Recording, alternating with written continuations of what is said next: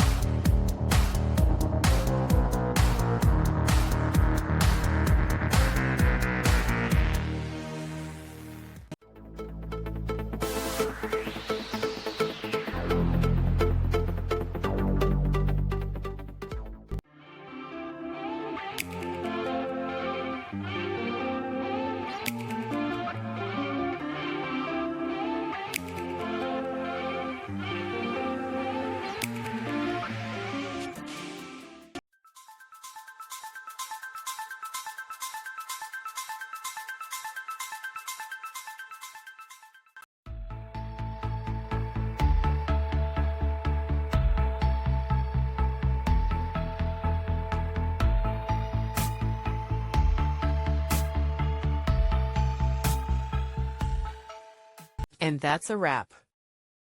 I hope you found the answer you were looking for. If you did, take a second to hit that subscribe button. It really helps out. And let me know in the comments which solution worked best for you. See you next time in the debug zone.